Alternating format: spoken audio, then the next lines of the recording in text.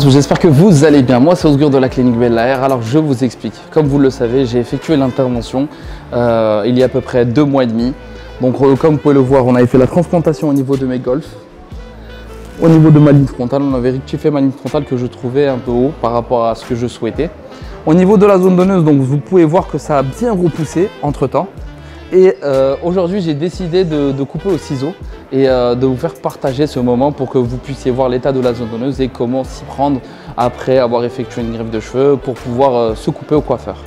Donc venez avec moi, on va voir ensemble un petit peu comment ça se passe. Tout d'abord, vous devez savoir que pour éviter les boutons, éviter toutes choses qui peuvent se passer après une coupe de cheveux, pendant la cicatrisation de la zone donneuse et de la zone receveuse, je vais lui demander de nettoyer les outils qu'il va utiliser pour pouvoir me couper les cheveux. Ensuite, après avoir nettoyé et désinfecté, on va pouvoir passer à la coupe. Je vais vous montrer ça. Je vais essayer de vous filmer un peu tout au long de ma coupe comment elle va se passer et j'ai hâte de vous faire découvrir. Vous avez vu, c'est pas très joli à voir, c'est pas évident à porter. Donc je pense que ça va aider beaucoup de personnes qui vont effectuer des greffes de cheveux quand ils vont aller au coiffeur. Voilà.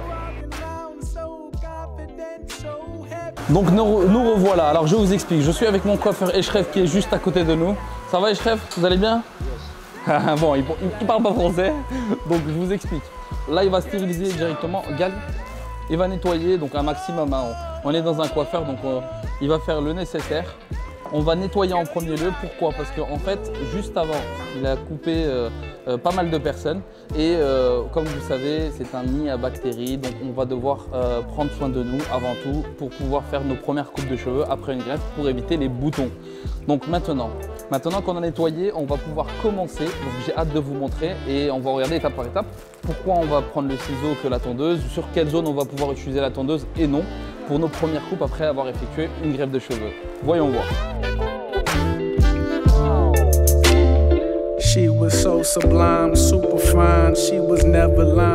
Comme vous le savez, j'avais effectué la greffe de cheveux au niveau de ma ligne frontale de mes golfs. On a fait pas mal de renforcement.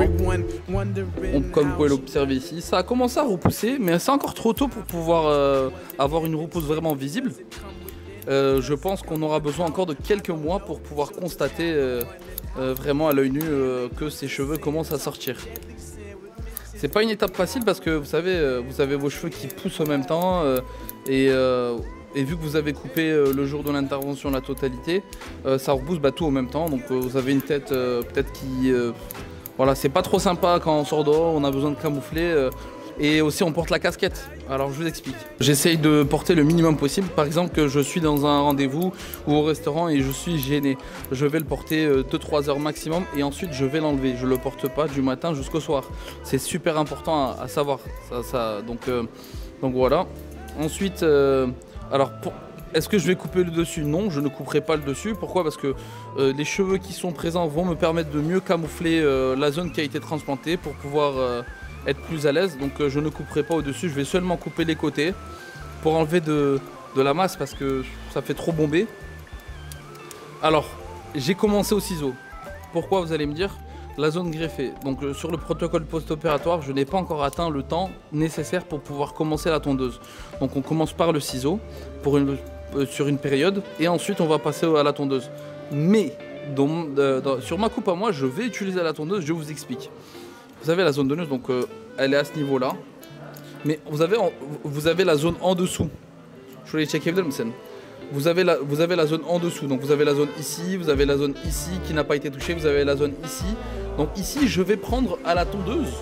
Et à partir de la zone donneuse, je vais couper au ciseau. Donc je vais respecter le protocole post-opératoire. Et espérons avoir un joli rendu qui va me faciliter au quotidien. Donc voilà.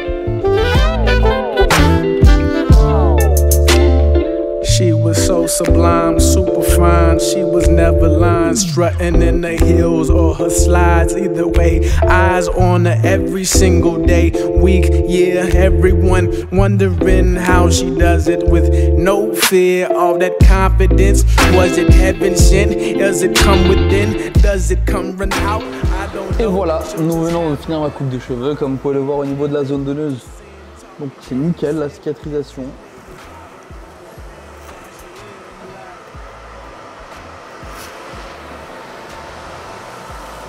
Franchement, c'est super.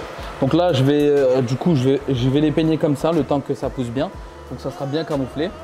Au niveau de la coupe, comme je vous ai dit, donc, on est passé au niveau de la tondeuse sur les zones qui ne sont pas la zone donneuse. Donc ces zones-là. Et au niveau de la zone donneuse, on est passé au ciseau. Donc c'est très bien. En tout cas, merci à mon coiffeur qui m'a fait du super bon boulot comme d'habitude. J'espère que ça pourra vous aider pour votre nouvelle coupe de cheveux après votre greffe. N'hésitez pas à me dire en commentaire ce que vous en pensez. Ça me fait énormément plaisir. Je lis tous vos commentaires. Voilà. Prenez soin de vous.